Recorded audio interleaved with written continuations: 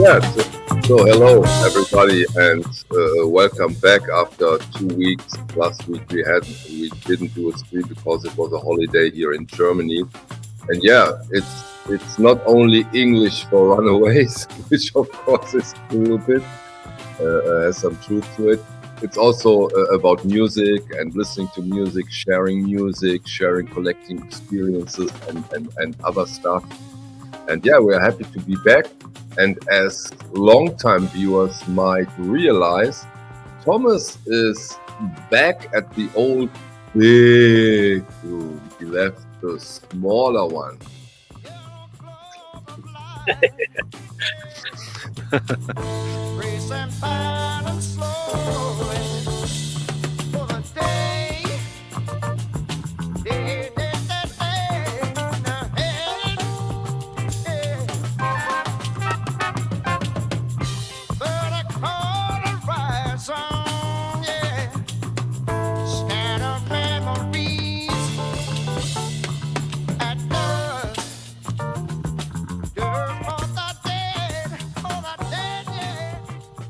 We are back, right? What did we listen to, Thomas? Yeah, I think I found a few tracks for tonight from Scandinavia, and this is from Finland. His name is Frank Robson. He moved to Finland in 1967 and recorded some great records there. This one is from 1974, and it has a good energy, and it's always a nice record to play. I have a great idea. Show it. Or is it the one? Exactly. Now explain. We have a new box. See, that's wonderful. So that means the record you are playing now, we see next to you at the box, right? Yeah, if I remember it, but it's exactly. So in the most cases, probably. Yeah, we are building a little shop in this room, so we have the wall in the shop. So and I built those boxes. They're amazing, so you can see the whole record, and it's not only the half of it, or even less sometimes. Stanti, so happy to have you back here on the stream, but you come with sad news, right?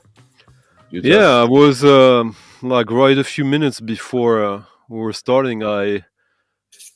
I learned from different places that Steve Albini just died.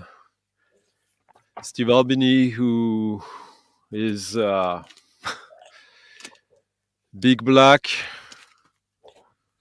one of my favorite rock bands from the US ever, and he was then Shellac, which I didn't like as much, but he famously recorded In Utero for Nirvana, and 61.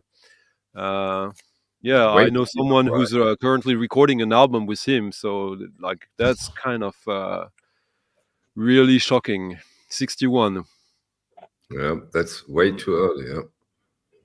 Here, Zeb also heard about this. Rest in peace, Steve Albini. It was a heart attack. Okay. Yeah, apparently. Yeah. Yeah. So sorry, I'm a little bit. Yeah, of course. Take your time. Just as an information, and of course we cannot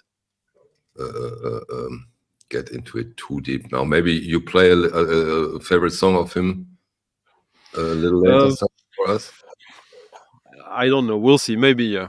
Yeah. Take your time. Okay. After that sad news, Thomas, difficult to go on, but I think we just learned about this 5 minutes ago. We just go on. What else can we do, right?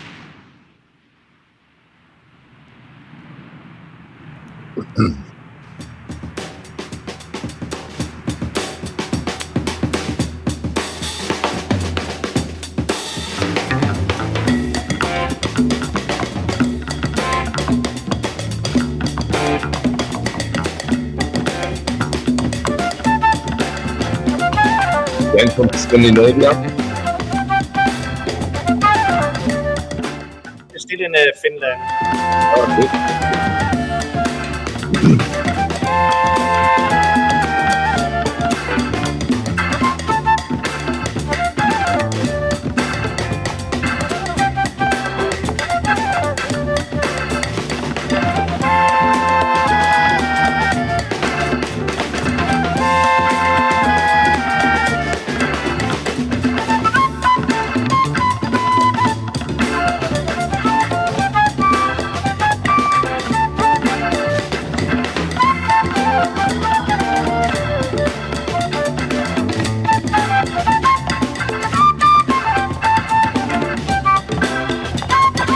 year are we talking here, Thomas?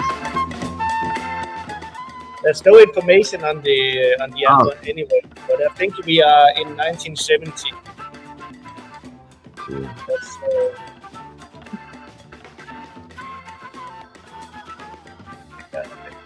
Yeah, that's true. A little Jeff Hotel with the blues. Stunty, are you familiar with this artist? No, but maybe I didn't hear the name. I was a bit distracted. Yeah, okay. Yeah. Can you show it again, Thomas? I'm sorry. Yeah, I know it. Yeah, of course. Yeah. That, yeah. That's a famous, yeah. That picture in the back is, I've seen people make t-shirts out of it as well. I'm surprised Thomas hasn't. yeah. What genre would you put that in? That's difficult for me. Well, it's like fusion. It's like funky fusion. Yeah. Funky fusion, right, Thomas? Yeah, I would say yes, it's funky fusion. So then this is a perfect record for tonight, because what we try to do today is also funky, jazzy, fusion, potpourri, right? Like this record. little bit from everywhere. Yeah. Where did you get that record? Is it a hard to find record, or is that quite common in the area where you live, because it's Scandinavian, or difficult? Well, I think it's I bought it 15 years ago, so I haven't really checked up. But I think it's I would guess it will be like a few €100 to get it. Yeah. It's a fairly uncommon record. You don't see that in the shops. You never see it. Like when you see it, it's oh, okay. Yeah, I've seen it once. And that's the one. Question: do you have it, Stunty? If not, No, would you no. get it? Would you? Is that a record that you might be interested in, or not that much? It's not something I would look for, but if I found it and the price was right, I would get it just to listen to it a few times and maybe then trade it for something. It's a bit too funky in a very like. Well, but it's an interesting record, so it would be nice to hear it completely. I've heard DJs play it. I've listened to a couple of songs from it online, and yeah. So is this one of those? Yeah, go, Thomas. Sorry. It's more. I would say it's a DJ record. It's one that you play to a party where kind of this fit in. It's not one that you listen to at home. That's what I wanted to ask, because is this one of those records where the DJ goes and look what I have here? A little bit. Oh yeah. Yeah. In some cases, I think it's not that rare for people who like rare stuff. Good point, Justin. Too funky? There is no such thing.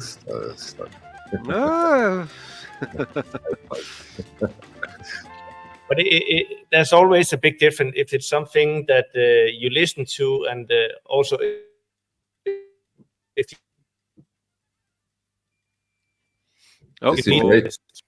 it's funny because we see on the camera down there, it's here we see you perfectly. The other one is frozen. Come down here. So, can there be a thing like too funky, Stunty? Well, if it's fusion and funk at the same time, then it's a little bit too much for me. Okay. You made your point. Good one. Good reply. Thank you. So, next up on the sleeve. Oh yeah. Yeah, you're back, Thomas. I think. Yeah.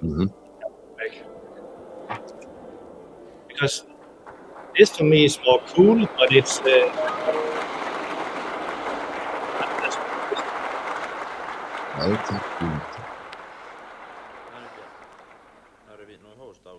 ilmaa tonne vatsan pohjaan. No niin, kokeillaan. Ota vihreä.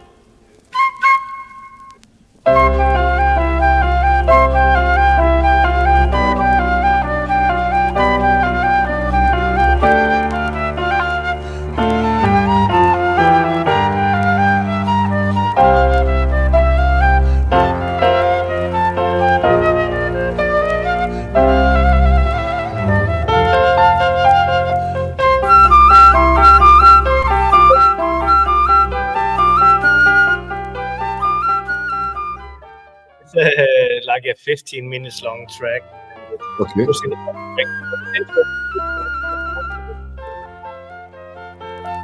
Like medieval folk music in a way, a little bit.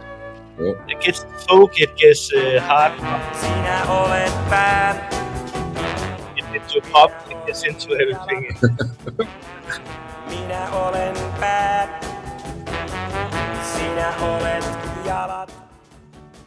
Walter Kunter. Okay.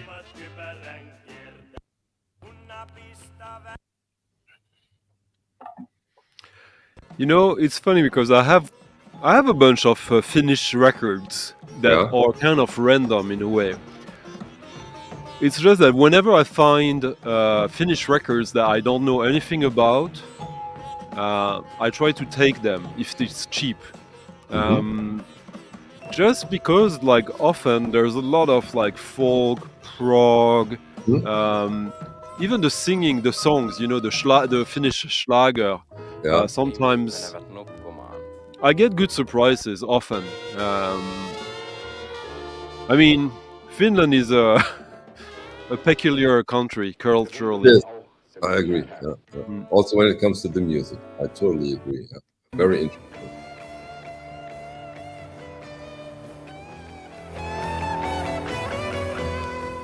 It's like a journey you have to listen to, but it's just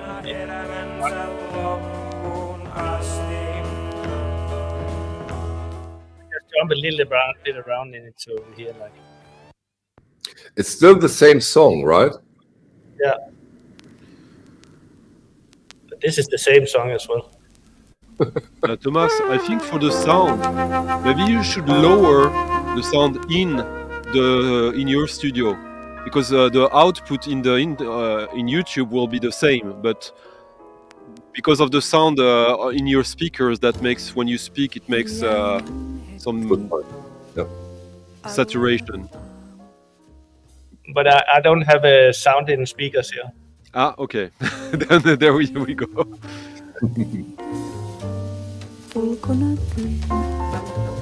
Right. Eurovision music today. Eurovision, yeah. Same song? Same song.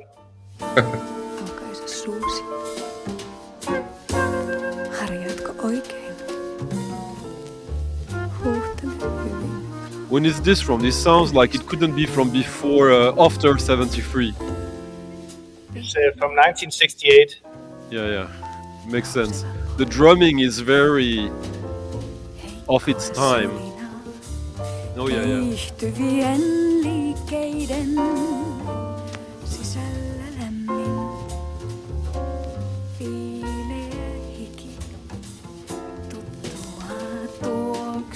It's a cool cover, really cool cover. Yeah.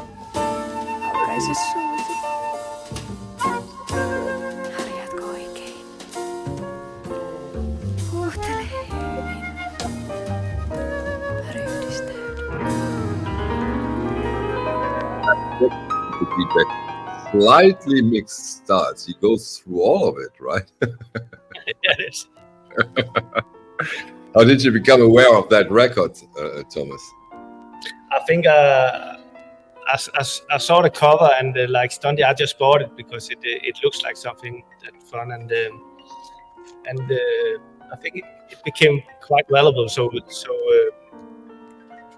I had to listen to it, and it's fun listening. It is, for sure. Yeah. So also difficult to get one is you saw it once and you got it, or you see it every now and then? I only see it once. Okay. I've seen it a couple of times.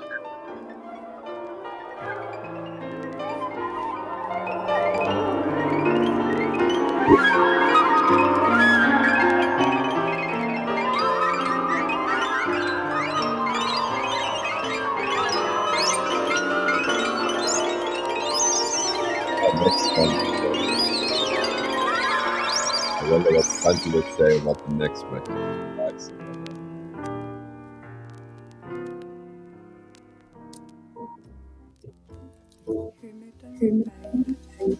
It continues another 5 minutes, so I think I stop it here. You know, Christopher here, he has a point, like when he says children's TV show jazz. Like in Scandinavia, we've had up until very recently like kids TV shows that were really, no budget, puppets and all that, but very creative often, and often the music in these was quite crazy. Yeah, let's forget about these. Yeah, we talked about this already a little bit, Jose. We covered it as good as we could because it's very, very fresh that we heard about it. Yeah, the next record, I loved it. I wonder what Stunty might have to tell us about Doris, if he knows her. You should know it a little better than it's Swedish. Yeah. Funnily enough, I was talking about that like less than a week ago.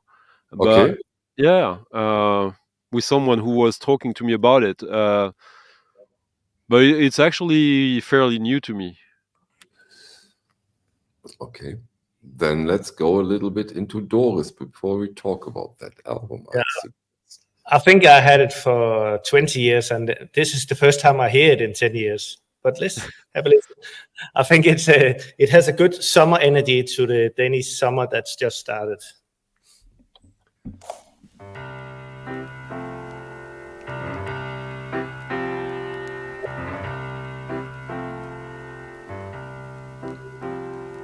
Did you give the world some love today, babe? Did you give the world some love today, babe? Well, you gave me lots of love, that's true. You give the world some love too. You give the world some love today, babe. When you saw a weary man, were you quick to realize the thing he needed most was a kind look from your eyes? When you saw an angry face in the faces that you scanned, did you soften it a bit with a flower from your hand? Or your heart is always full of love, babe? And you gave me lots of love today, babe. Will you also keep the world in mind? Tell me what you did for all mankind. That was what I said to Thomas. I said exactly this to Thomas. It is, exactly. It is Really said an answer to Sinatra. Yeah. Stunty, your take on this one? I'm very interested in it. No, so I heard it for the first time in DJ sets without really knowing what it was, and then I was discussing this with someone last week. I don't remember exactly why, but basically, if I remember correctly, she was in various bands, and that's her one solo album, and it's really much a record of its time. The one thing though is that there was not that many records in Sweden back then, to the best of my knowledge, that were sung in English, and also that well sung. Of course, you had the greatest Swedish jazz singer who sang in all possible languages, but in this case, I think it's also a record that was kind of forgotten for a long time in Sweden because, like now it's there's been a lot of issues of that, but like, it's a cool cover, it's cool music. Like Manfred was saying, is Nancy Sinatra meets Dusty Springfield. Yeah, sure. It's when is it from, Thomas? Like 70, 71, something like that? 70. Yeah. 70. Can you give us a second song of it, because you played some? I love it, and very interesting artist. Is this an easy to get record? Is it an expensive record? Super expensive record. Okay. It's super like means. Oh, okay, it's like, don't mind. I asked Thomas. Sorry. But, no. It is like a €1,000 record. That means 5,000. Okay. It is an expensive one. I think when they made it, I think they didn't sell that well, and I think there was half of it was thrown out. Okay. So not many was left. So that's why it became pretty rare. I'll play a little bit from a few other tracks so we can hear. Yeah, please. Because then we don't have the opportunity to listen too often to it. Let's have it here now.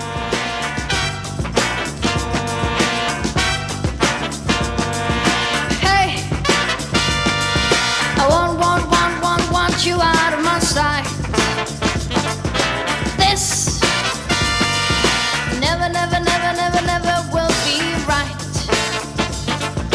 Please, don't ever try to come near.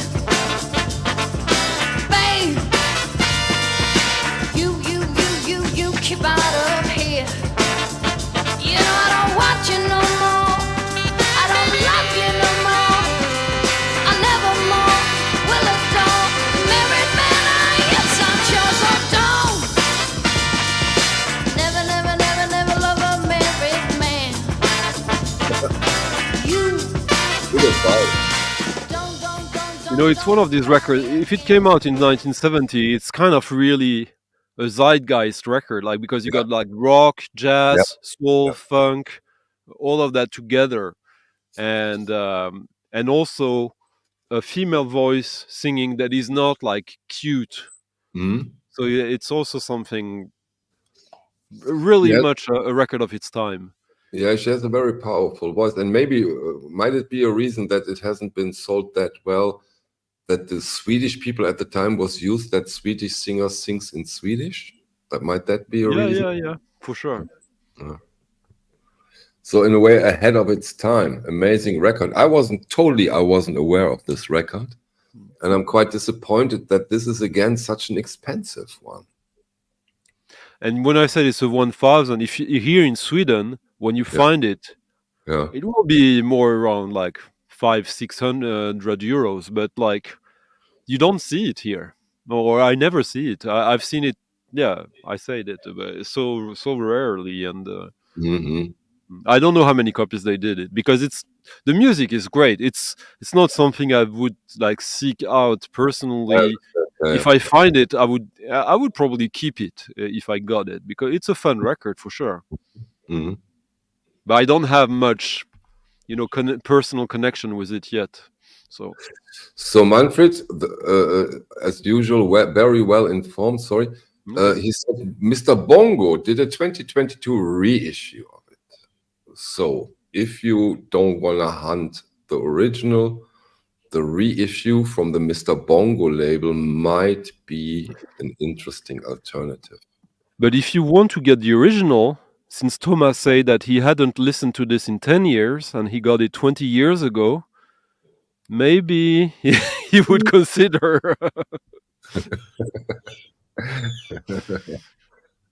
No, everything is for say. You see it. I've seen it 5-6 times in Denmark, so it's not like you never see it in Denmark. It's and it's one that goes through DJs. So again, it might be the same one that I've seen 5 times, so it's been sold around, but you see it around.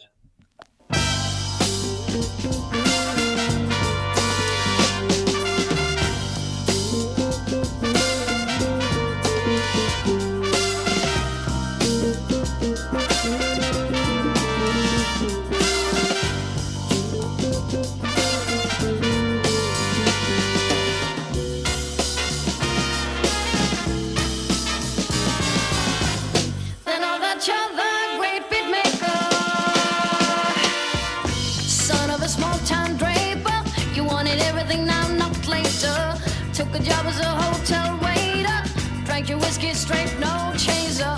Hung around with a pretty ass skater till you tired and began to hate her. Stood there holding a cocktail shaker. Yeah, and after I bought the record, the guy who plays the organ on this one, Bernd Engelbrecht, he has done some amazing solo albums as well. So I think it's mostly his sound that is on this album. She was, by the way, I think I remember she passed away quite recently. She was, but yeah, she was in different bands that were doing that kind of stuff as well at the same time. So that is their most famous record. But if you're really into that, you might be wanting to look after her credits, like where she sings, and might be some cool stuff that is less expensive. Good advice. Thank you. But she never made a big breakthrough or had a hit in Scandinavia or elsewhere, right? No, just didn't. I mean, she was a cult figure, if I understand correctly. Okay. She was recognized, but she was like, Sweden is a bit special because we are like celebrity. Everyone can be a celebrity in Sweden. It's very easy. Okay. Oh, since ABBA or since when? I don't know, but like you just need to be an artist and to be in Stockholm, and you just need to get invited on TV, and then you become like a celebrity in Sweden. But having a YouTube channel is not enough, or is it enough? It's not, right? Well, I don't go to the parties that much, so. Thomas, will we stay the whole evening in Scandinavia, or have you prepared other countries for us? Yeah, I have some Danish tracks, and I have some from Lebanon. I have something from Jamaica. Oh, so we will leave Scandinavia eventually. Yeah, I have a Danish track I'll play next. I just need to check it out. Not that I mind staying in Scandinavia. They made wonderful music. Santi, what were you shown for a record? Oh, nothing. Just passing by. No, nothing. Wait, it was too fast. Make it slow. Okay, no. Brazil Tropical. Okay, nice. Cheap records, good records. Good combination, cheap and good. We love that. Look what Ivan just wrote. In 2018, Doris was inducted into the Swedish Music Hall of Fame. Cool. Hello, Sean. Hello, Sean.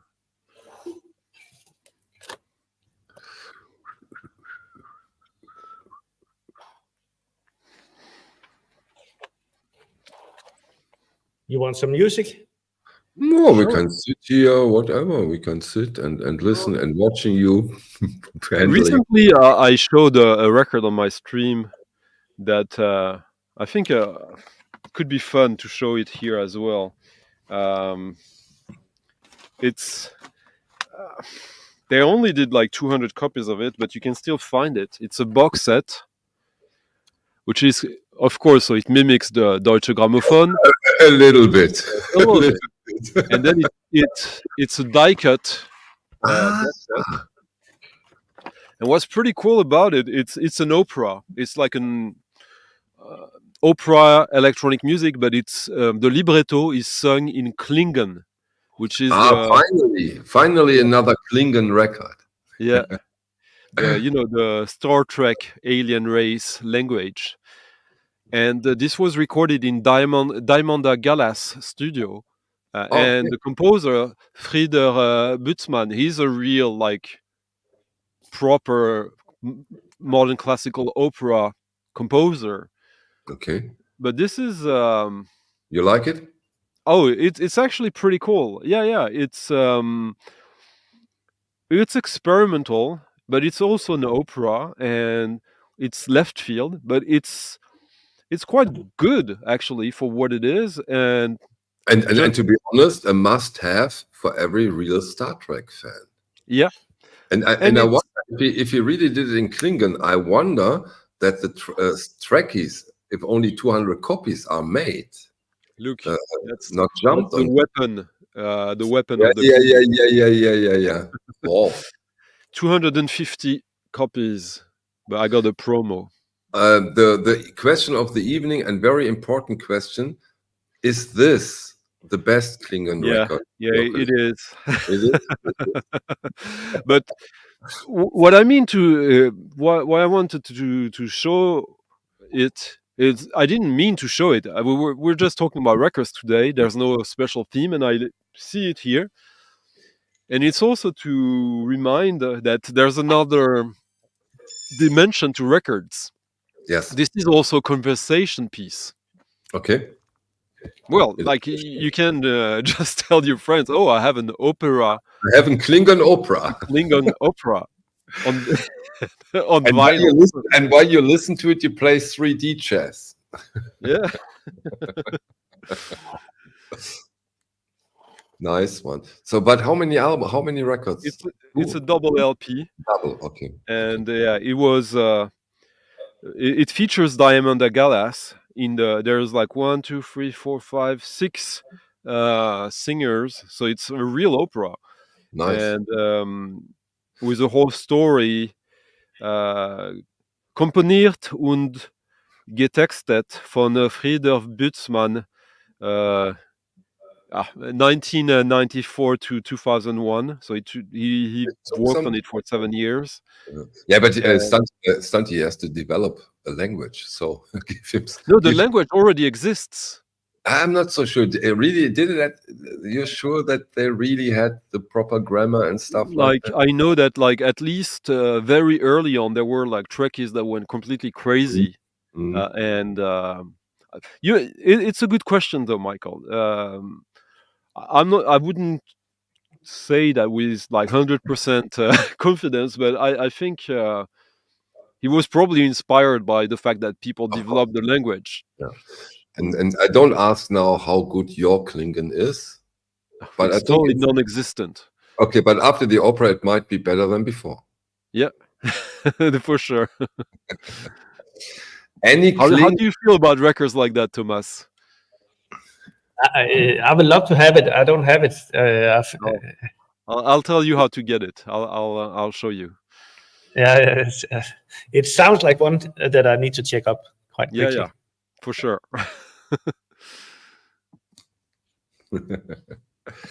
Thomas, did you prepare something Klingon or a little different for us? It's a little different. I think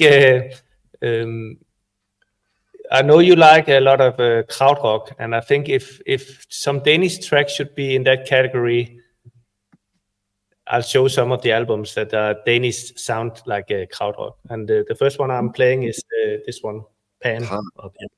Pan.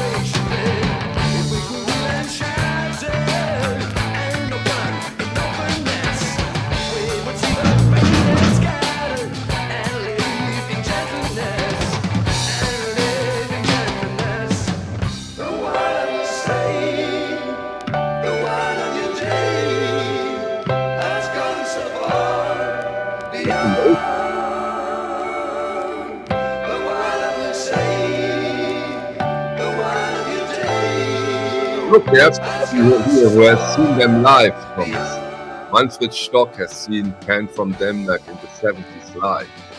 Where did you see them? In Hannover, Manfred?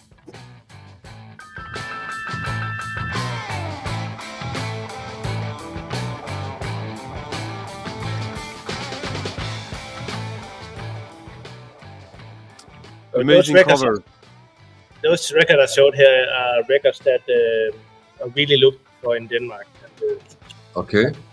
And I think people from outside Denmark, those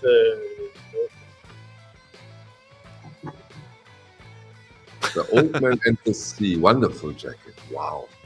It's Yeah, amazing. but the pan one with the olives in the hand, Yeah. I love that artwork. I just want to ask you, Stanti, aware of the record? You know the record? No, You like the no, record? I don't Not know that aware. one. Okay. Interested now? No, non-musically, it's too It's too much rock. too much noodly. Like I hear like the solo now, like, Okay. but it's good. It's good music. yeah, it's a little bit typical Danish 60s, late 60s, first 70s stuff. It's like a bit like pub rock versus guitar. Like the pub rock then wants to have a guitar hero. Yeah, and the Old Man See it's. I had a chance to buy a promo copy of this one. Nobody ever seen that one, but it was it just showed up a few months ago in Denmark.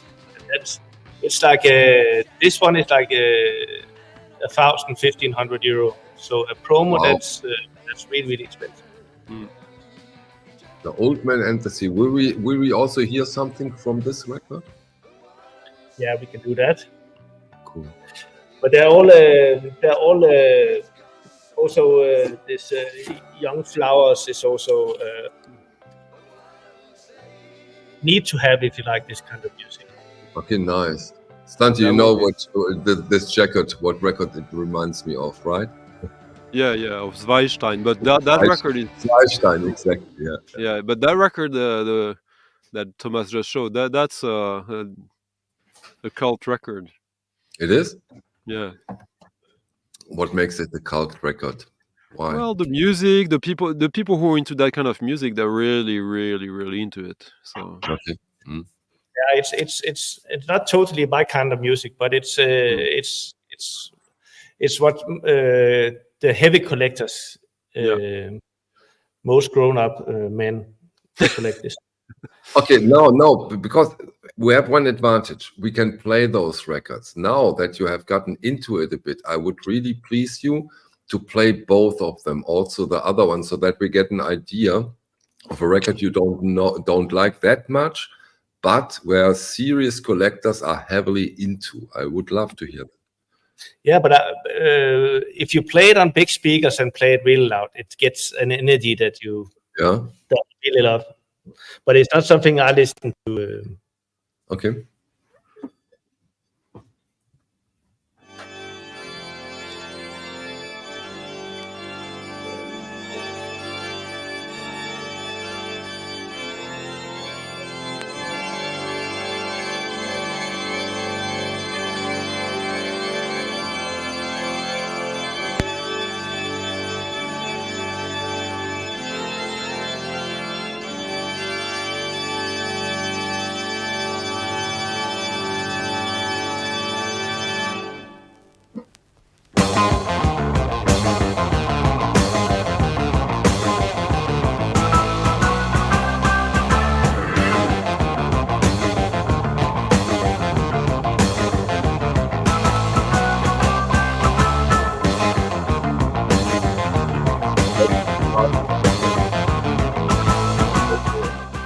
That's the Shark record, right? What we listen to.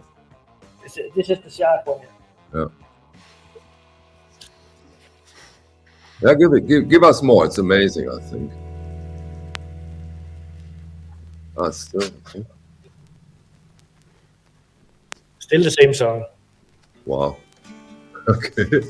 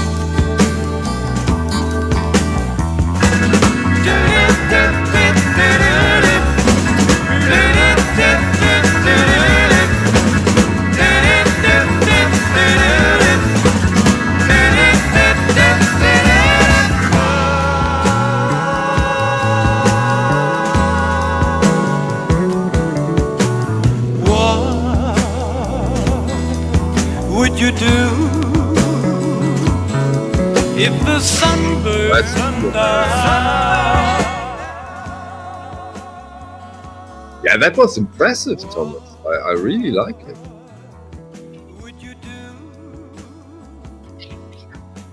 Dante, are you seriously considering it? I don't think so. Didn't you see the emoji that Marius put there? Like, I liked it. I liked it very much. Yeah, I like it as well, and it's one you need to pick up if you see it. It's really let's find in a good condition. I mean, what I think stands out in this is the drums, because yeah, it's like a heavy blues, like rock record, but the drums are pretty aggressive on this. It creates some contrast at least, which I appreciate.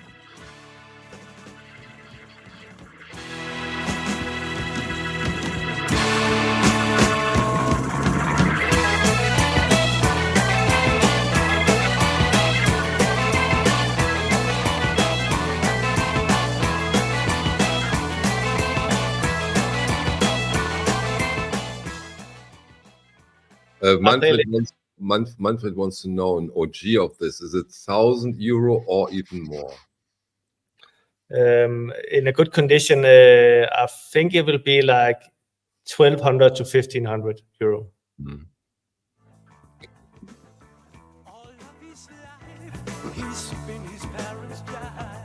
I think Manfred now runs to his record shelf and sees if he has a copy of it.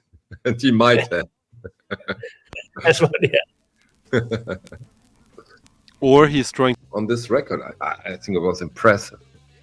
Well, as I said, like for me, there's nothing new in the music there. It's which is actually quite a common trait of a lot of popular Scandinavian music.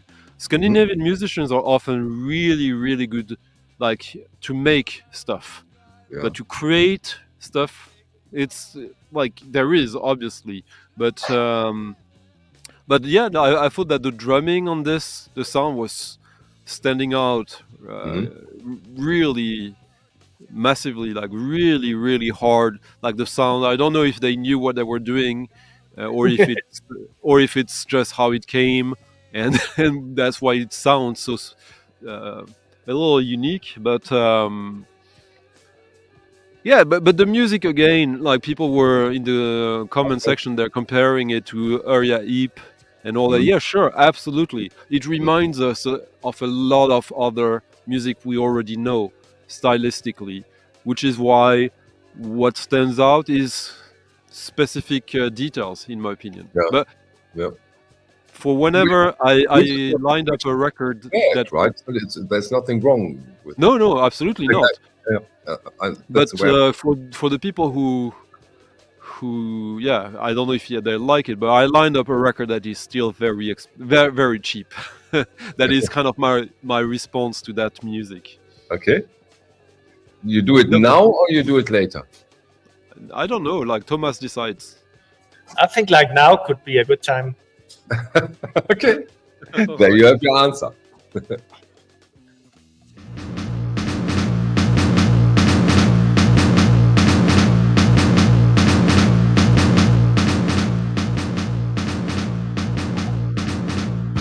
You had the sound? Super. When it was louder, it was even better.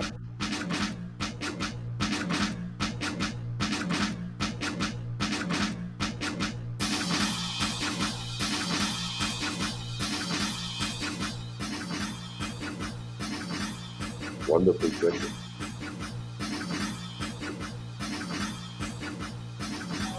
Can you put it a little bit more up, Santi, like you did at the beginning?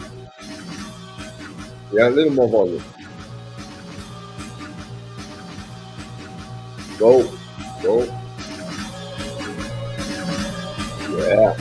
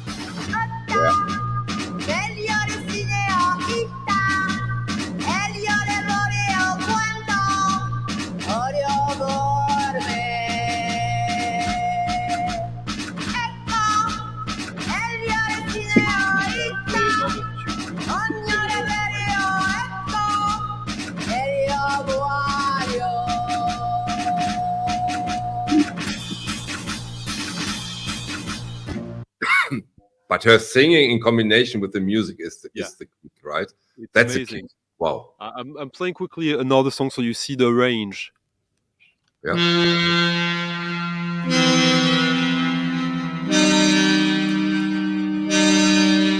I played that record on my stream, but people didn't really notice it. And I think it's absolutely fantastic record.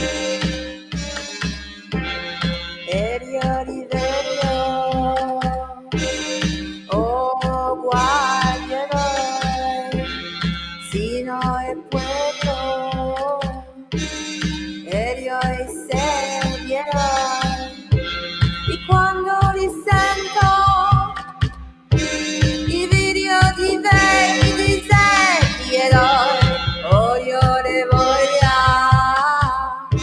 i so di quando mai li sentirò.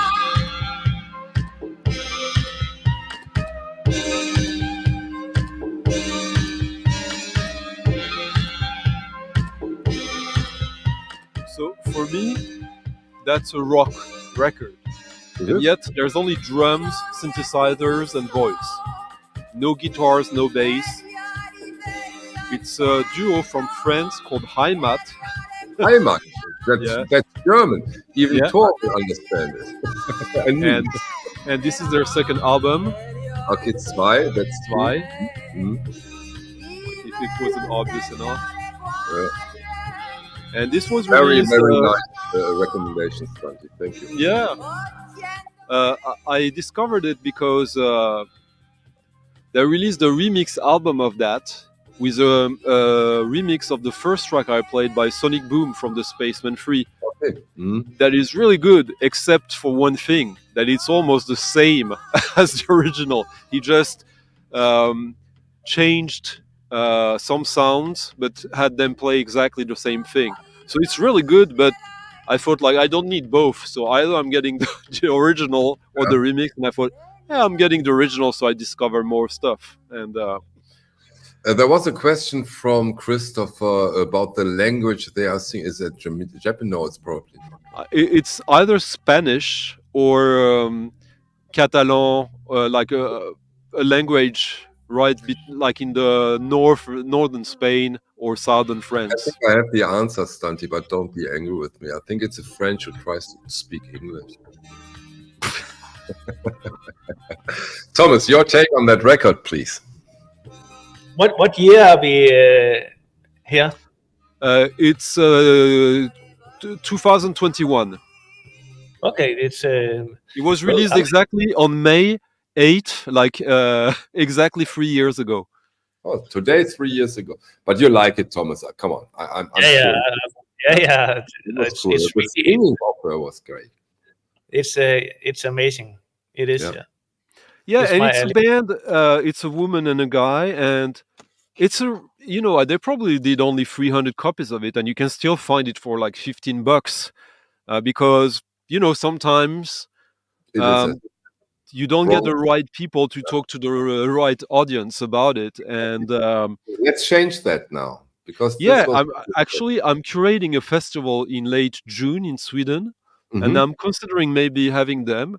And I noticed that, so I contacted their booking agent, and they haven't done anything in over a year because no one really cared. So this is crazy, isn't it? Yeah.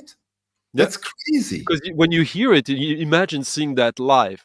I mean, yeah, exactly. Wow, sometimes it's so strange. It just takes some time. So for me, like that, a good record that is kind of unique is still available 3 years after. That's not surprising. If it was like 20 years, 30 years, like the records that, or 40, 50 years, like the records that Thomas is playing, if that had been released, or the equivalent of that, like 50 years ago, I assume that would be like a $500 record now. Totally agree. That's the typical story, Stunty. Absolutely right. And then some DJ or whatever influencer discovers it, or in the best case, it gets sampled on a hip hop track, and boom, it's a €1,000 record. Yeah. True, Thomas. So true, and I think that lot of those records nobody finds out because there's so much coming out nowadays, and those would be treasures whenever you can get them. But in 10 years' time, that will be those you're looking for. You now, know, one second, because I want to integrate a very nice and important question in the gallery that has been several minutes ago, but now we can put that into the discussion. It's from Desert Island Discs. Hi, Thomas, but it goes for also Stunty, of course. Has there been a change in the market for high-end records since the Russian collectors excited eBay Discogs? In the olden days, they would buy it all.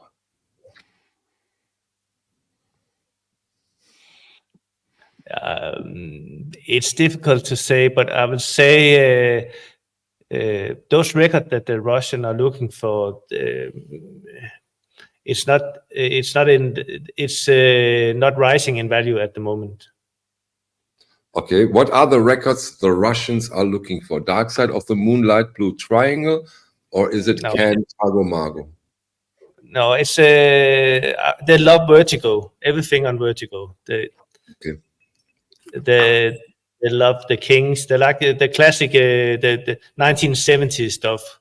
They're not looking for Side of the Moon. Of course, everybody is, but it's not special for the Russians. And they have a certain taste for disco as well, like a band called Chili. It's like €100 record, and now it's like a €30 records. Are you talking about the band that covered the Doors in a disco way? Yeah, Chili. Yeah. Love. Yeah, I have it here. It's a really fun record. Yeah. But it's difficult. I'm not shipping to Russia, so I don't know if the demand is there at the moment. So my take about it is that first, I don't know if the Russians were getting all the copies, like Record Island was saying. They were doing it a little bit, but I don't know if they were doing that efficiently. What I know though is that the Russians are still everywhere. Like for example, there's a label right now that is called Contact, that is reissuing coil stuff and stuff, and they're in Austria. But if people have some memory, they were in Russia like 6 years ago, and they changed their name. But it's the same people. Like people who are into record hardcore, they find ways. Like for sure. Like I don't know if you guys saw Russians in Den Bosch. I don't know if you looked for them. I don't know if you for them, but I didn't see any. Exactly. But yeah. And if you see some, they're probably from Israel. Yeah, I know what you mean. No, but what I wanted to address in the same in a similar topic is that when people, including us, are saying, like, when you find someone who thinks that buying records is a good investment in money, and we say no like, if you want to invest in do it elsewhere. But then again, if you want to do it also, I don't say that. No, you don't know. But if you want to do it also to play the long game, it can be a really good investment if you're having fun, because you're looking for records like that. Yeah. Because that is something I was discussing with Tones and with Dan the other day, and I was thinking there's so many records in the past, like 25, 30 years, that have a print run of 300, 500 copies. If statistically like 3, 4, 5% of them are really special, or even if it's only 2, it's still like tens of thousands of records that are still under the radar for some, that as soon as something like that happens, that someone shows and plays this to an audience of more than like 20 people, then it changes things a little bit, and over time. can start. It starts things. I'm sure. Yeah. It starts things. Yeah, I agree. So in a way, if you're smart and curious, then records can be a good investment. I don't agree that money taints everything, Louis. No, I don't. I don't agree. But you understand what he's saying. Come again? But you understand what he's saying. That's the point. That's what I wanted to say. But he's of course right to a certain degree that it can destroy some things. Your take on it, Thomas? Yeah, of course it can destroy something, but it's. I think you just need to try to be a first mover and take chances when you want records, and don't think like 10 years later when it got really expensive. That's the time you need to get it. And I think it's. I like to buy art. Like painting and stuff like that, and in there as well, you buy from 5 different artists, and one of them will be something. The other 5 will be worth less than what you paid for them. So it's about taking a chance, but the one that really get expensive get the whole value. So the same in music, you need to invest in more than one record to get there. Yeah, you found the chili one. Yeah, that's the record that. We were talking about. Okay. Which has this really, really good cover. Like it's like extreme boogie electro disco. It's cheesy, but it's really good. And look at check it. Of course it is. Yeah, and of course the people behind it are German. Of course. Yeah. Is there a guy called Frank Farian? There's a guy called Bernd Mörle. I don't know. And Kurt Hausenstein. Is there a Manfred Stock? No. It's not. Okay. Unfortunately. Thomas, I have to ask you, you played really amazing and cool Scandinavian records, but I was surprised that you didn't show us this one. Well, make me big for an. No, it's a Swedish record, and it's amazing. It's Scandinavian. No, it's Scandinavian. Yeah, it is. This is fantastic, isn't it? It is fantastic. Yeah, it is. Stanti, can you explain us a bit about the record, if you like to? Tree, Grass, and Stone. Yeah. I think they have. This is their first album. I think they have 2 or 3. I think they have 2, and the third one but there are some other stuff from them that is quite hidden, still under the radar. But yeah, it's kind of a folk, jazz, improv, almost. It's very minimalistic, very minimalistic. Maybe what they just do Jimi Hendrix. They do the Stones. They do almost, but in a totally improvised and crazy way. And I can imagine this is one of the reasons probably Thomas doesn't have this record, of course, because it's really rare. No, you see it in Sweden, not often, but it's like in Sweden, it's depending on the condition, but it's like a 300-400 euro record. Now probably a little more. But there's 2 pressings of it. Do you have the one with the orange labels, Michael? Yes. Yeah. I both have the orange and the green one. So. Of course you have. What is the more rare one? The green or the orange? Green? The green. Oh, come on. You asked, Michael. I'm sorry. Be polite and say, oh, I don't know. Just I don't know. No, I'm kidding, because we cannot play it because those are so famous songs they cover. But amazing. Try that one. Yeah.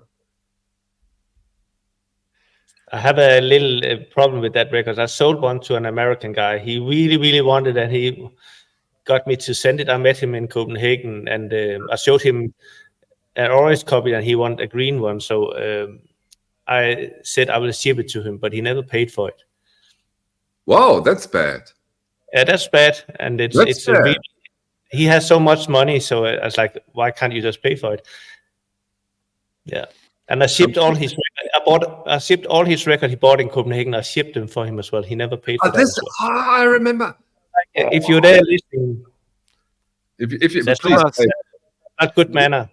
So do you mean that you have to chase him now? I know who he is, and he's a good guy. But you kind of have to chase him, right? Yeah, a bit like I have to chase you to get you to open a fucking file. It's like, but it's like no. I know. I did him a huge favor, and but he will. I'm sure you're confident it will be solved, right? Yeah. He'll be back here at some point. Yeah, he needs more records, so he can't afford to. Okay, but it's like he really want to get something out of it, and he got my best copy of it. So it's like, it's not. Well, That's why I don't play it tonight. Thanks for sharing this. But you have music for us, haven't you? Yeah, I think while talking about investment in those records, the next one I'll play is one of those where you don't know where it will end. When I bought it, it was €40, and then it became 100, then it became 200, then it became 500, then it became 600 and up, and now it's for sale for like 600 to some thousands. Wow. And that's where you need to find out if it's a good one to invest in. We are in 2011, and it sounds like this. What up, man? Seeing what's going on with it. If you guys got that CD thinking about hitting out here, Dave's gonna come through and smoke some. It goes. It goes. It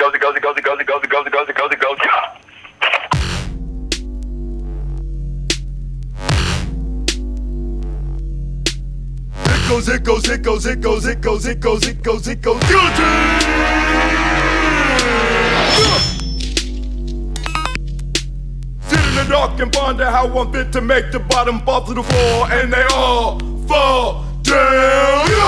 It goes.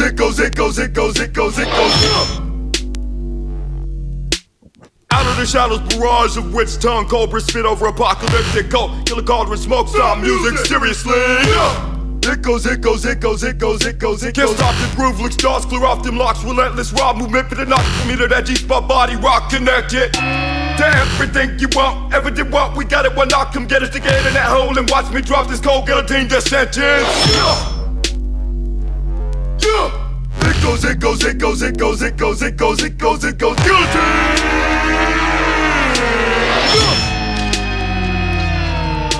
Hidden all between and beneath every fragmented figure of speech. Tongue in reverse whenever the beat causes my jaws to call. Ow! Ow! Ow! Ow! Yeah! The screen flashing red. Can't see shit but head. Spinning wow.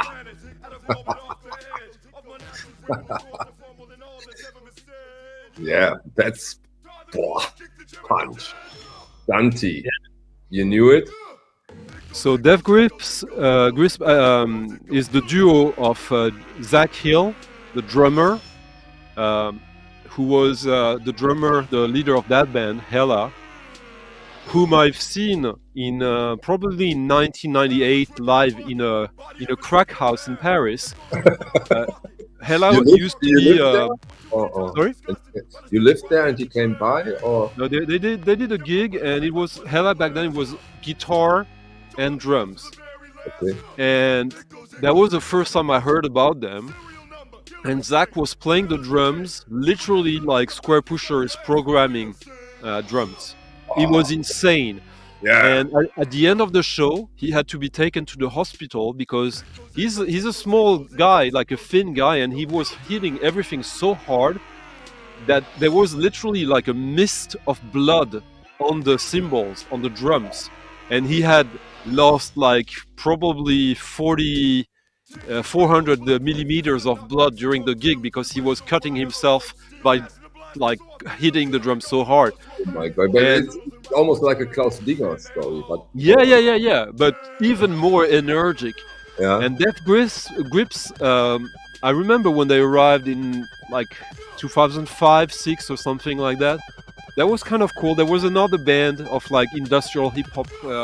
The name escapes me right now, but yeah, it's a really cool record, which also is fun because it's kind of an echo to the Milton Nascimento cover, if you know what I mean.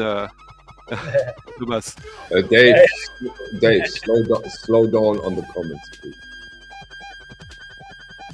Yeah, amazing. So you're totally aware of that record, right? Oh yeah. Beautiful. Right? It's one of these records of crossover hip hop, but not in a not in a not in a mainstream way. Like the other band, maybe Thomas is familiar with them, called Dalek.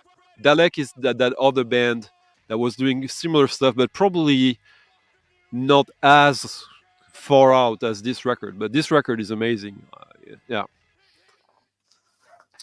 I don't know them, but I fell in love with this when I saw the video for this track. And you told me about the video, the with the cell phone, right, and the rough effects and driving in a car and have a keying in the sky, like it's really bad keying, but they really know what they're doing. It gave a good hard energy that fits directly to the music.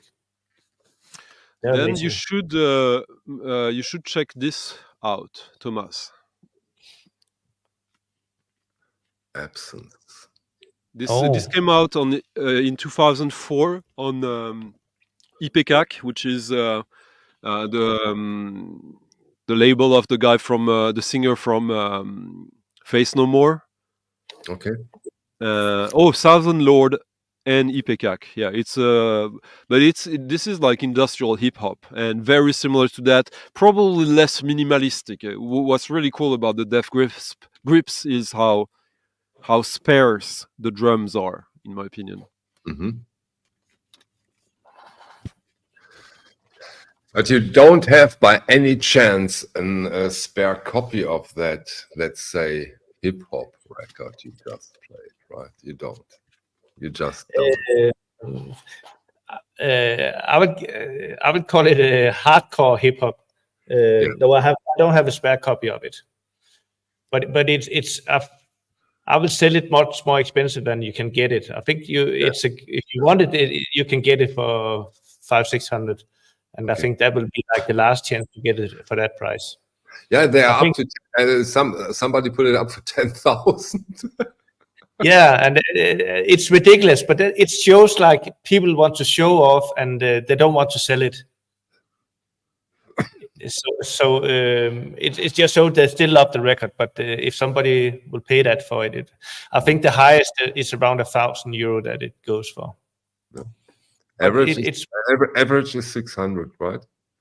Yeah, 690 or something. Yeah. So it's a really high average for it. Nice. Yeah. Very interesting record. And this is also quite an interesting record to just observe what happens to this kind of stuff, because 2011 for such an expensive record, correct me if I'm wrong, but that's quite uncommon, and there might be big differences over the years, right? Yeah, and I think this one talked to us, and it also talks to young people 15 to 20 years old. They love this kind of so the next generation, that will be like an evergreen for them, I think. Yeah. And also look into the other Death Grips records. They're really good as well, and they're getting really expensive as well. So see, his oldest son is into the Death Grips. yeah, that's I think my son is as well. And Stunty, but Stunty is nobody's son, right? I am someone's son. No, that was really mean, Michael. Huh? No, that wasn't. I knew. I know. This could come out wrong, but you know how I meant it. Shall I play something a little cheap? Of course not. Yeah, of course. Don't ask. Just do it, man. I love that. I know he's joking, but Viner Ricci is telling that I'm a show off when I'm the one playing actually cheap records. This one is I played on my stream 2 weeks ago, and it's cheap because it just came out. Hey, Rich. Nice to see you.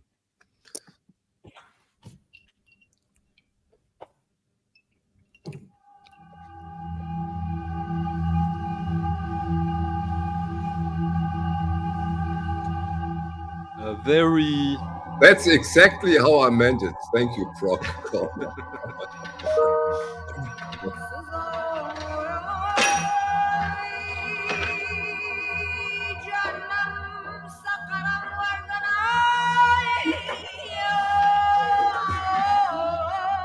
the singer here,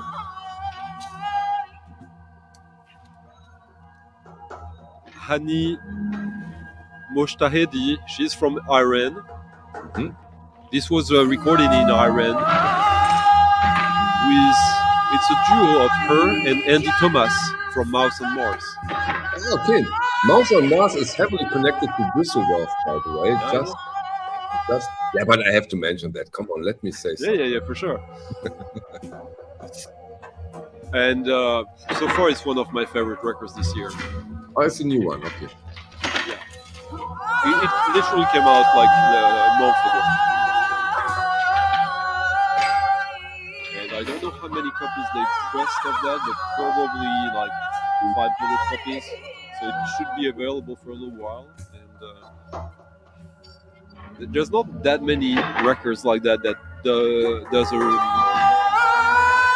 really successful fusion of traditional Middle East music with Western avant-garde electronic music, and they don't say how many copies they pressed of it, but Which label is it? it's on a label I'm not familiar with. It's called Alton Village and Mine Records.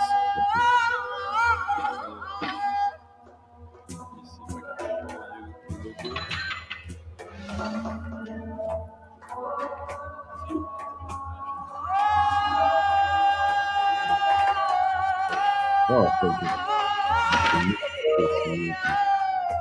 No, it doesn't say here.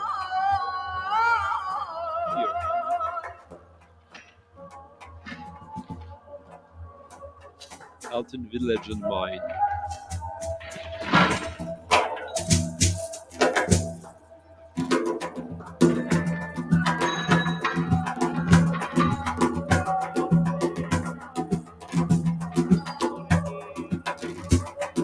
It's quite intense music. I can imagine that it's on the hi-fi section. It will be a bass. And the record sounds absolutely amazing.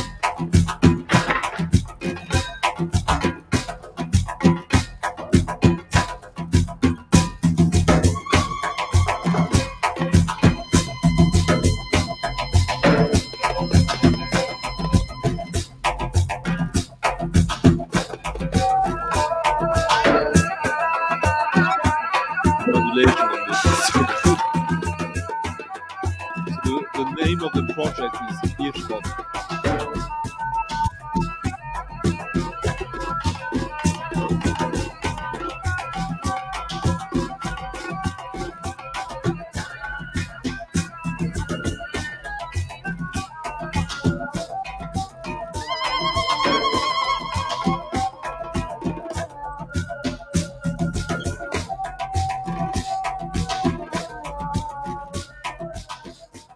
What do you think, Thomas?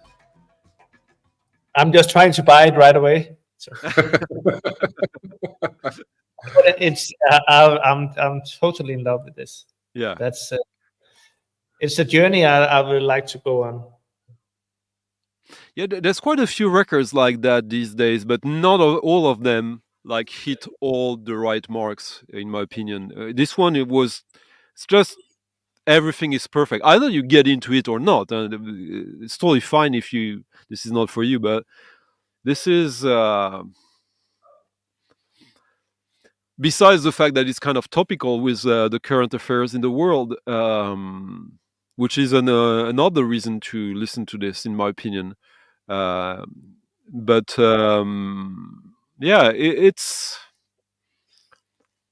when it's done that well, it becomes timeless, and it sounds so modern, but it could have been done like what I like about it is that it could have been done probably like 30 years ago, 25, 30 years ago, but it couldn't have been done culturally. Technically, it could have been done, but the culture was not there yet. And this is some of what excites me the most in music, because when you do that, when you do music that is completely new, but that could have been done before, then usually it means it's kind of timeless, which is what I really love the most about music. Yeah, but timeless for you doesn't mean timeless for me, but you totally have no, it does actually, because I know your direction, and in general, I do agree. Yeah. Hmm. Thomas, your turn. Are you prepared? But you are always prepared, right? As we can. I just when I heard the song you played for me, it reminded me a little bit of this one. Okay.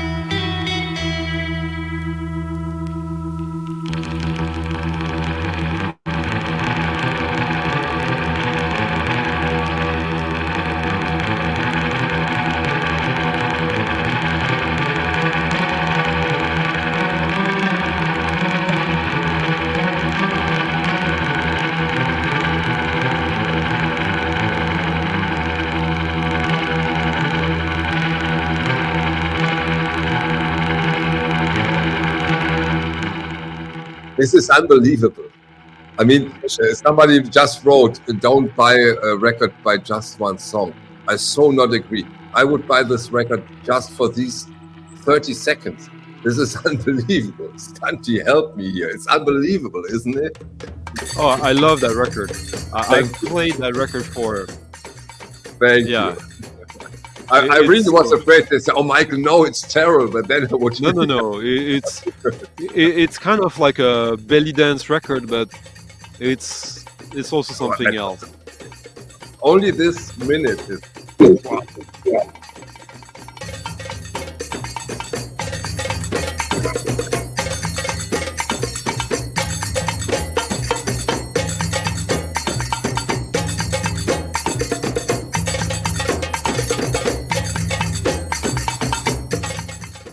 Yeah, but it's from 1974, so it's like 50 years old, and it has a little bit the same feeling as the record before with the.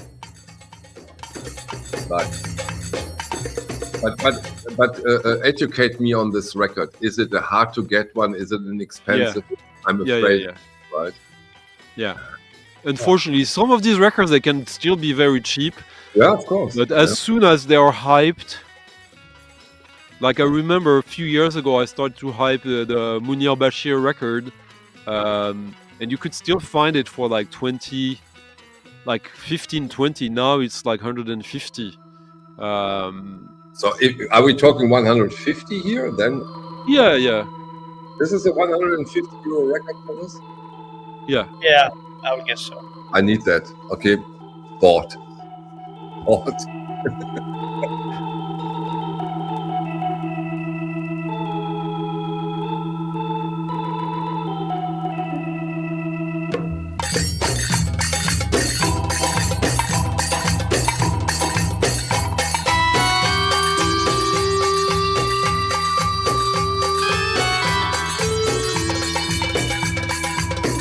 Yeah, we always talking about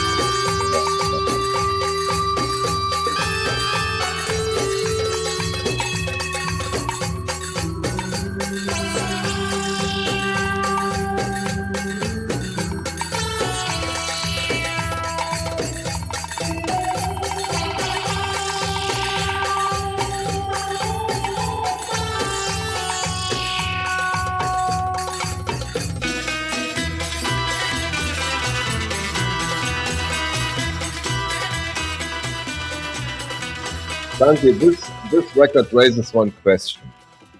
Yeah. When did you do your last belly dance? You mean?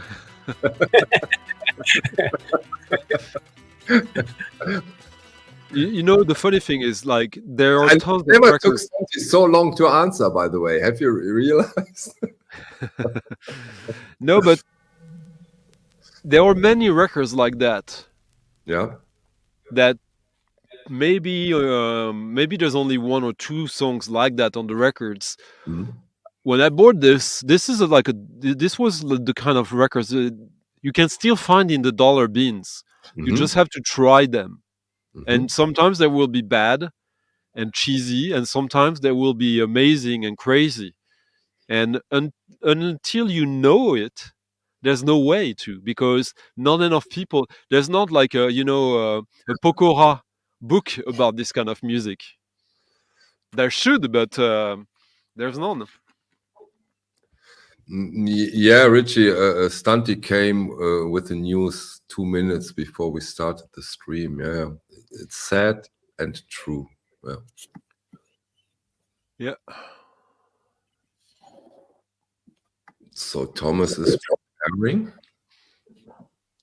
You want to take a small trip to Nigeria? Of course we want to.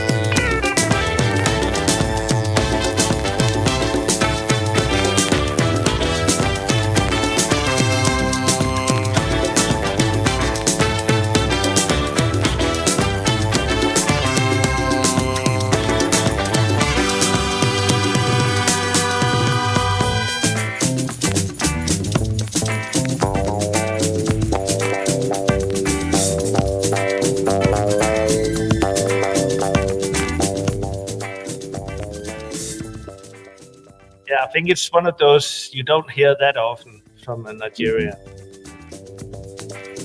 They were quite famous at one point, though. This record? Yeah. Yeah, maybe.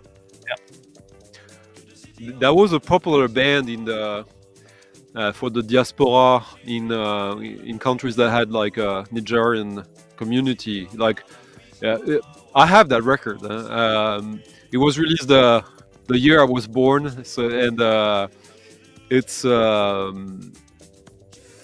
record that like dealers, like the record dealers for beat makers, in the like 20 years ago, that was a record that was kind of hyped by dealers. Not many people knew about it, but if you were ready to pay like 250 euros like 20 years ago, then you could get that record and people would sell it to you. Now I think it's finished at that time. That puts me to the point where I put up Justin Peters' questions. Although he is afraid to ask, but in a way he does. How much is this record? And it shows a little bit like when I collect records, I don't care that much about the cover. Yeah. It's amazing that it has a cover. Yeah.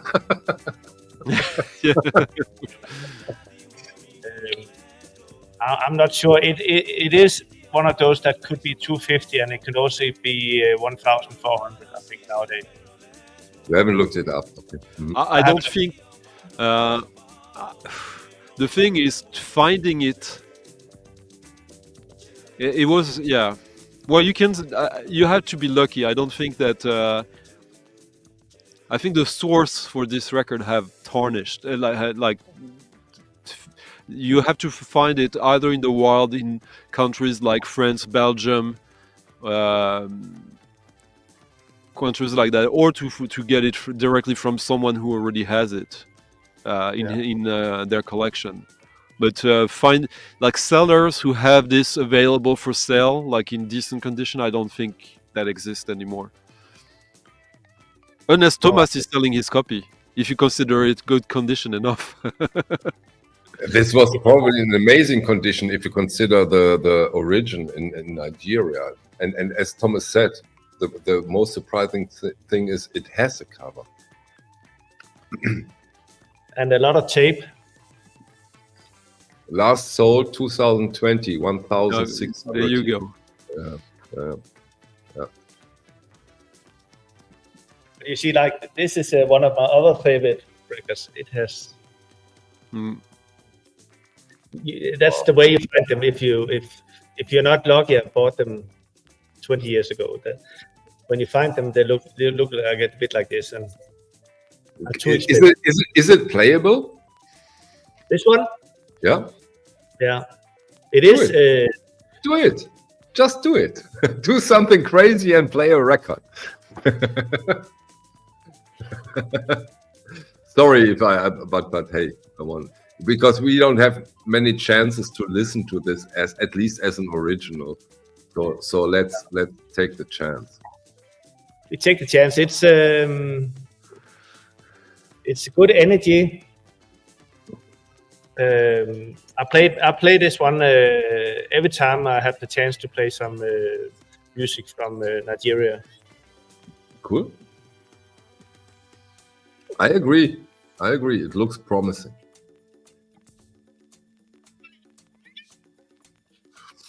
It will probably be a 20. Sorry? It will probably be a cheap record now. Like statistically, at one point, Thomas must play a cheap record, right? Look it up at Discogs.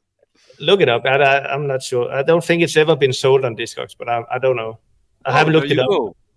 I haven't looked it up for a long time. There you go. It's very cheap. Very cheap. But this is for me a safe thing to play if I want to play music from Nigeria or Ghana. I actually think it's from Ghana, this one. Okay. Let's hear it. Why, oh why don't you love me, baby? Is it because I ain't got no money? 1, 2, 3, go! Hey, hey, hey! No, hey! Hey, hey, hey! Hey, hey!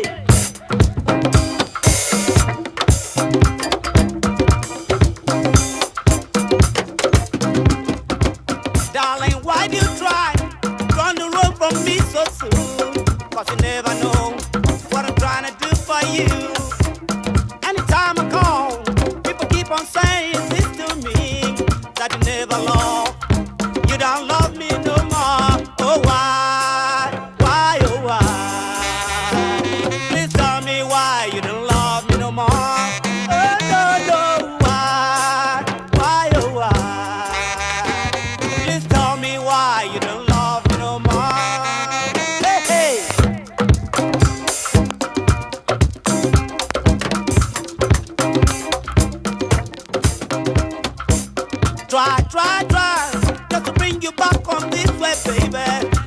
never tried just to listen to me.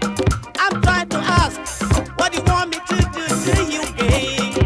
Keep you down so that you can be a wife. Why, oh, why? Please tell me why you don't love me no more.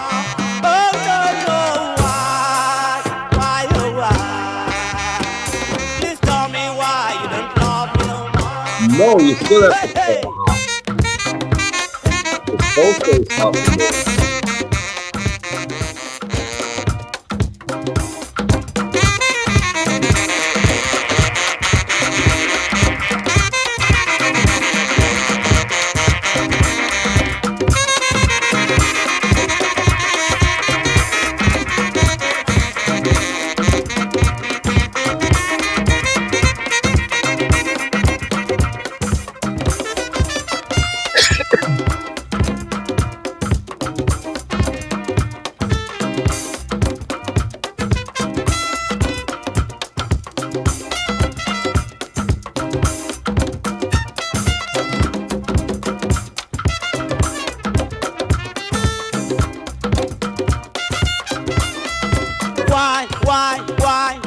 Why, oh, why? You don't love me no more. Why, oh, why? Yeah, You saw it been once? reissued. Yeah, It's been it's been reissued. reissued. Yeah, Okay. so it's possible to get it, but I don't know if you look it up, but I don't think it's ever been sold on Discogs. Nice one. Stunty, your take? Yeah, it's more. It's less surprising than the record before, but it's good. Like for me, there's a lot of records like that. This one is a good one, and it's probably then obviously it's very rare. But the one before I think is more special Musically. musically. Yeah.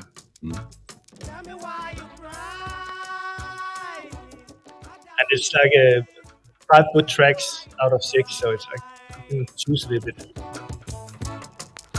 You saw it once in a lifetime and bought it, or you have seen it ever since? I only saw it this once. Yeah, I had it on my want list for a long time, and then I got it. Difficult to answer, hey Joe, but you missed some great music, I'm sure. But hey, it will be up, and you have all the time you need. That's cool.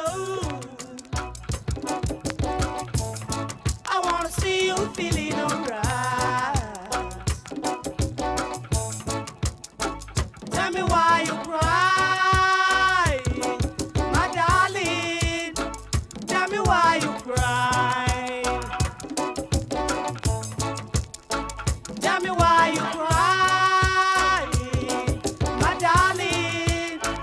Tell me why you cry.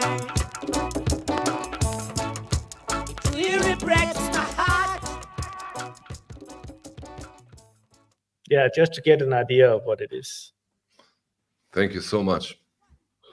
Because yeah, and that's what I really like about the stuff you present to us, Thomas, is that you can usually provide the original, the real deal in a way, which is really something special. And the condition for an African record, as we learned from Dave and you, wow, it's still a record, and this is really, really rare, right?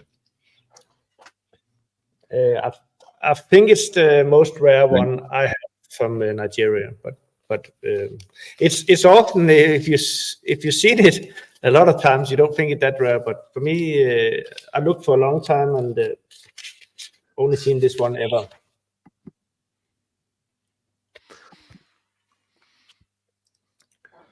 You want to say something, Stunty? No, it's a pretty cool record. Yeah, I agree. Like, there was one thing I wanted to talk about though. Like, I've prepared a record. There are also good records that are super cheap. Of course, we talk about that are available massively. Mhm.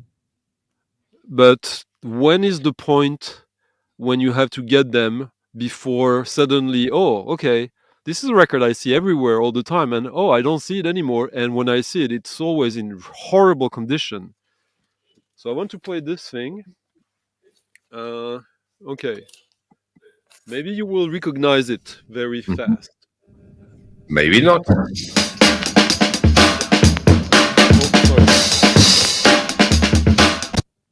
All good, all good.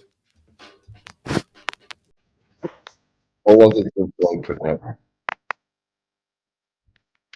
It's a very special version.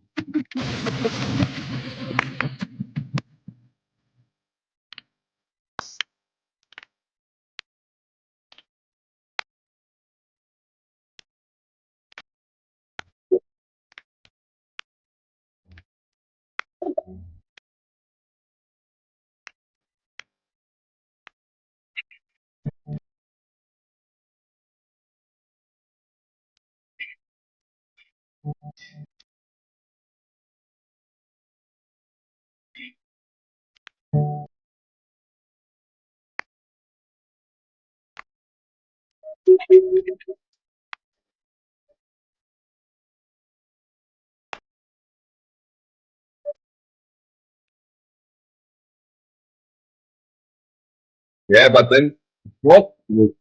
Because this is, of course, dangerous to play. Wonderful. Experiment. We're already like almost 2 hours in, so Yeah, but I don't like to be taken down. I don't think so.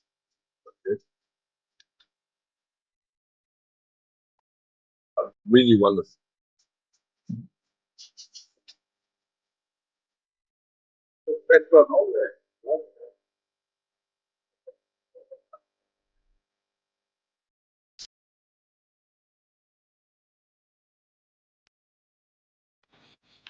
Yeah, he tried.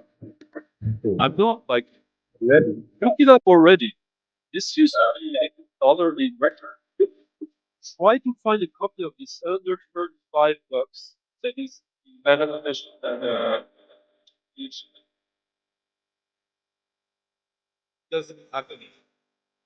Okay, we have an impression now, but you don't make this. So that record, obviously. So when I discovered Ramsey Lewis like 30 years ago, it was with an album that had a cover of the Beatles already, and it was all right. But then years later, his manager told him he should do a whole album of this. Isn't it ironic, Richie? Isn't it ironic? But so he did it reluctantly. At first he didn't want to do it, but then he listened because the Beatles were new and he didn't like it that much, and he listened to it and he thought, I can do something with that, quite cool. And this is an amazing album. Like a lot of the songs there, instrumental without the vocals, obviously, or in my opinion, like really, if I want to listen to these songs from the Beatles, that's where I go to, because first we're tired of the songs that we already know by heart, and sometimes I think they're even better than the original. There's a version of Get Back here that is a million times better than the original, in my opinion, but or less annoying at least. And that record, like when I started to look for it, I thought, okay, this is a record I'm gonna get for like $5, and that's what I did. And my copy was not in great shape, and some time ago I thought, like, I want to upgrade my copy, and it's not like I want to upgrade cheaply my copy. I was looking, okay, I'm gonna find a copy for less than $10 like usual for this kind, and that's not possible. So if you find stuff like this in the wild, like the original pressing from 69, because this is from 1969, look the condition, and if it's like nice condition, get it. Maybe you know what Hey Joe just wrote. Maybe this is also one of the reasons, because it's in I don't know. Yeah. But you know, Stunty, that I don't know what that is. What is the cadet box? Box set from Vinyl Me Please. Okay. And if those records get reissued, it's not that the original get cheaper. usually the original gets way more expensive. This album is not on Discogs. It is. There's like 30 versions of that album. Look it up. Mother's Nature's Son. It's pretty cool cover as well. It's not. It is. Like It's in a. Okay, Michael, you have to learn about the wonderful world of exploitative covers. Well, This one is such. You are a cunning linguistic. Are you aware of the record and this wonderful jacket, Thomas? Yeah, I have a good feeling. I try to collect the cadet records because they're mostly in a good quality recordings, and this one I also bought many years ago when it didn't cost anything. I haven't heard it for many years, so it's fun to hear it again. It's probably more interesting to listen to it now than it was like 20, 30 years ago. Okay, give us a reason for that, Slanty. What's your idea? Because we have more distance from the originals. We have also way too much proximity with the originals.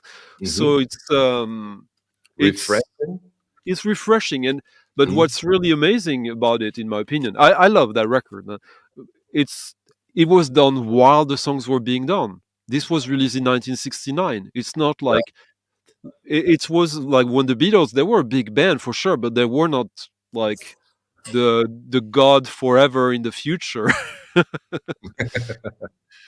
If you just could see what I can see, because Karl and Friedrich are totally freaking out in the garden and they are running around the place like crazy now. So if I'm a bit distracted, please excuse me.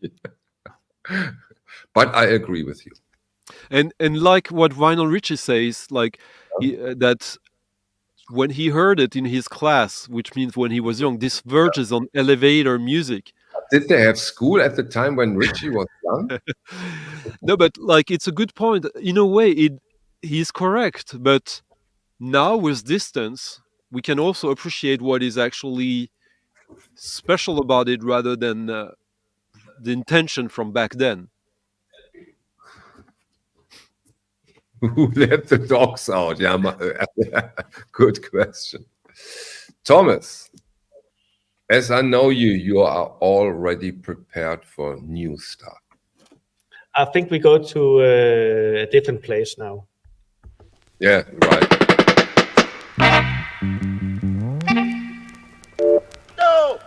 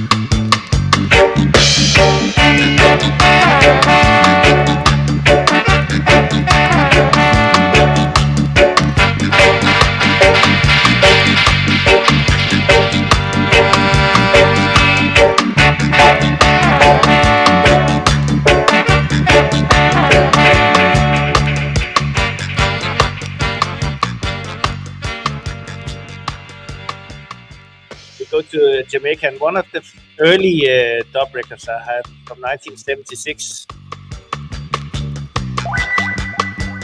I love this jacket style. Is it silk screened, or do you know that, Thomas? Can you see it silk screened? I think it's silk screened. Yeah, it is. I love those. Wonderful. I wonder if it's an early copy from Dave, but probably not, right?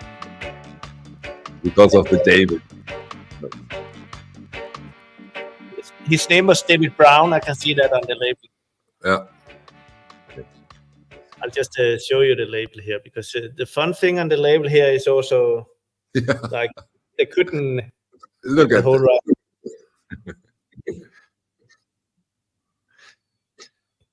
See, but luckily it's the label, not the spindle hole. Yeah.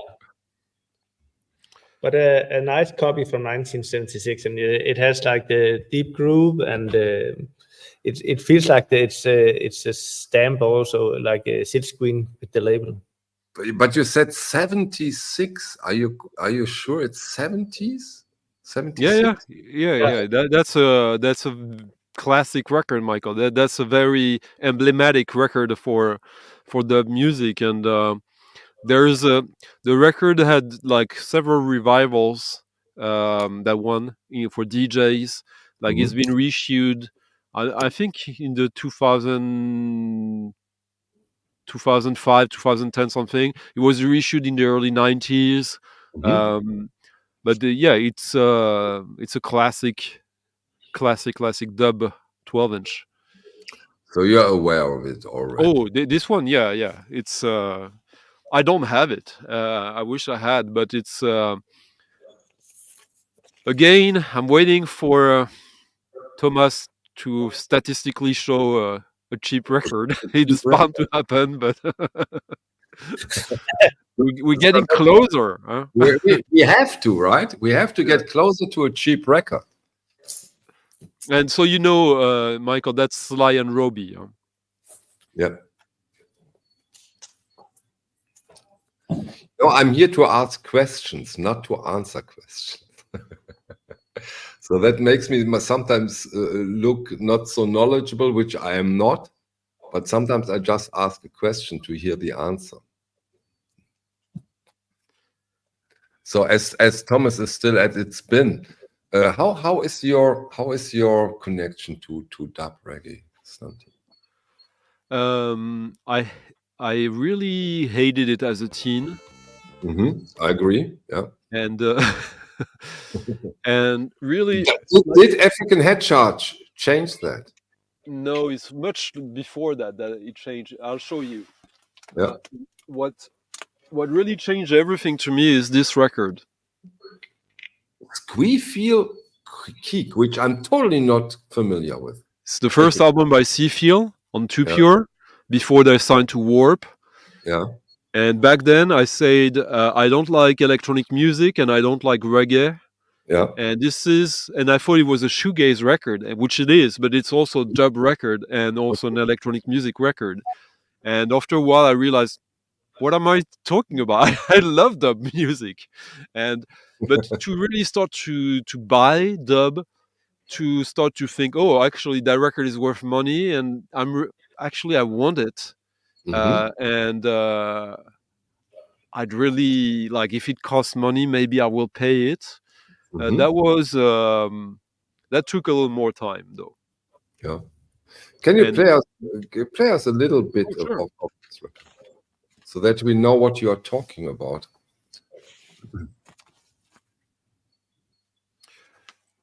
I even have, now I'm going to show off massively. Okay. We get Thomas Busk armful of records now? Well, Thomas won't be able to compete. This is the white label test pressing. They only did 5 copies of it, and then it was rejected because the soundtrack, the track listing is different than the final album. Careful, Sandy. You know who owns the other 4 copies? I don't think so, but because even the band doesn't have it. So there's one track that only exists on vinyl on this version, and there's 3 tracks on it that have a different mix than the final version. Okay, give us an impression.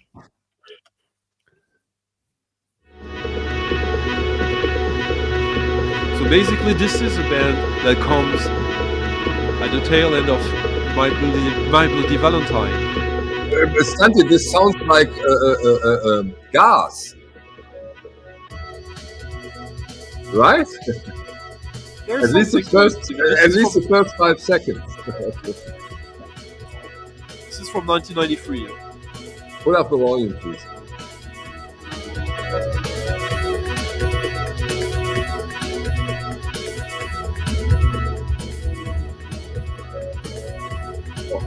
Oh, small.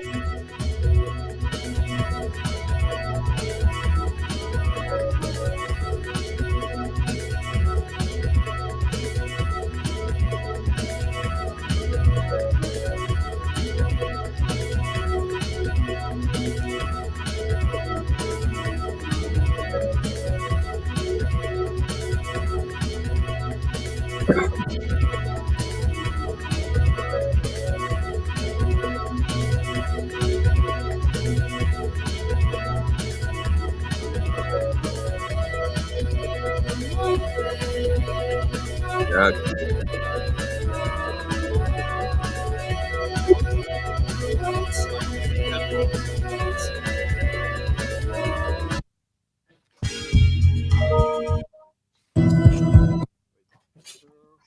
The ones that are almost like a straight up dub song.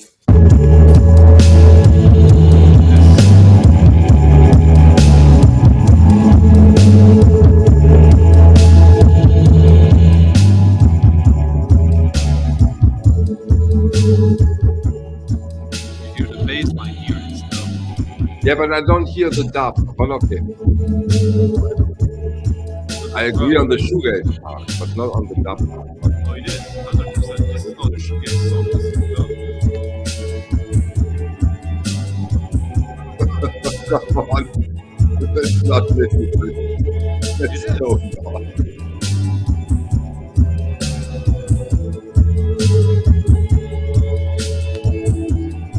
You get approval on the highest of authority. In this.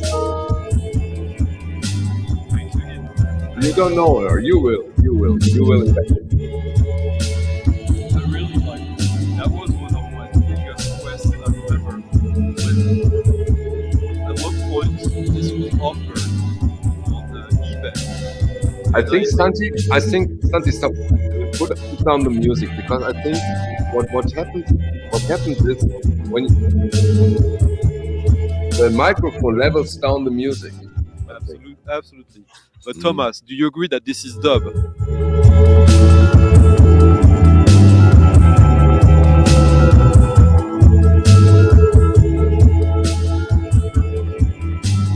Is it dub, Thomas? It's dub, but it's not from Jamaica. So, it's dub. It's shoegaze. Shoegaze. Yeah, that was shoegaze. There's no band in shoegaze that has a bass line like that, Michael. Apart Okay, from we have the final verdict. We have a decision. The bass has a dub sound. Okay, I surrender. And even the drums, like the hi-hats. But yeah, so what I was saying is, like, I remember when someone put this on Discogs, on eBay first, before Discogs even existed, I came second, and I knew the guy who won it. And years later, he put out for sale on Discogs, and I don't remember exactly the details, but basically I bought it from him, which he regretted it so much to sell it. Because this is this is a unique piece of vinyl. And of 90s history, warp, shoegaze, etc. They did a box set anniversary edition of that album, and which still doesn't exist. It included the versions that are exclusive to this. But that was a little show off now. Santi. Yeah, that was. Yeah.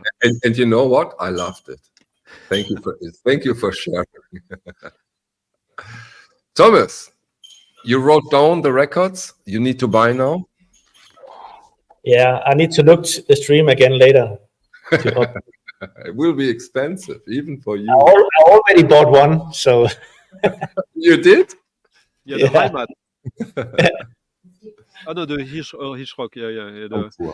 But even the normal one now, even that one costs a lot of money nowadays. I think I saw someone who had it in Den Bosch, and it was like 200 or 150, 200, something like that. Ivan, if you know Stanti by now, you will get it even more stranger and more special and more special. I promise that to you. But for all of those who watch the stream now and doesn't go to Stanti on its legendary Friday streams, where he also plays music, go there. You will enjoy it. It's very, very special and unique on YouTube. Yeah, and my stream in 2 days, I'm gonna play some like really insane records that I didn't think I would actually be able to get. But what I like, Thomas has a lot of these records that everyone wants to have now. I'm focusing more on records that maybe everyone will want to have in in 15 years. When Klingon is a common language. Yeah, exactly. Thomas does that as well, of course. Of course. I'm not exactly. But my stream is. Try to follow me will be too expensive. Trying to follow Stunty will be too clever. So I'm also one of those who try to follow Stunty. Yeah, I agree. Yeah. Okay, we hit the 2-hour mark, and if there's something I don't want to do, all the European viewers will understand, is try to compete with the Champions League half final of Bayern Munich and Madrid. That means we close out now with an amazing song, and we will be here next week, same time, same box of surprises. I hope Stunty will join us again and have fun. So what do we get? We can get something from Italy, or we can get another reggae album, which is a really good dance track. Okay. Italy. I feel it might be cheaper. But I know I'm wrong, but you live in hope. We go to the cheap part of Italy.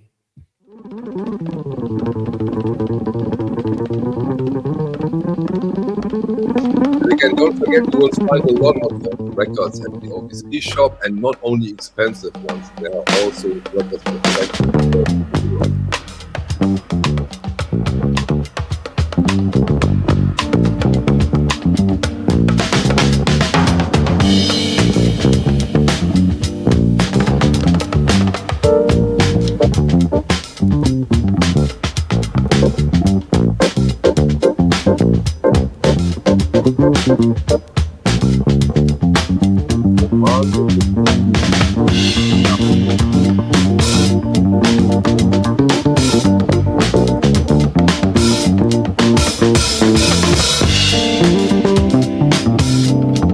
Get the pianist there.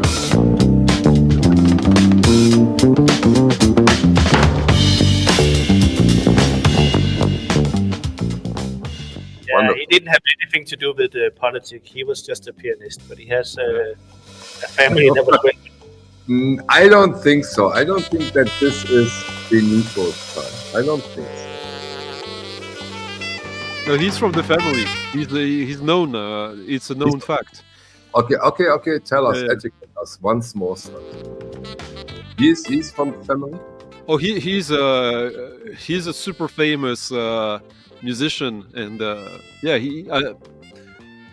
I'm pretty sure. Like I've known about him like for 25 years, and it's I'm pretty sure. Yeah, he's from the from the Mussolini family, the Beni. But yeah. But the music was great. So what? Oh yeah. Great organ keyboard player. Absolutely, he's on a lot of very cool records.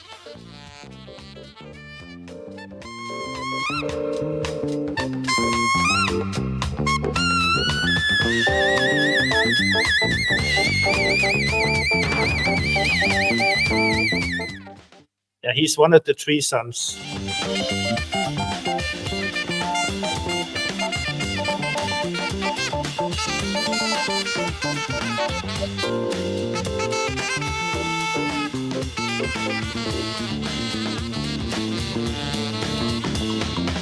Okay, all of you, thank you so much for joining us.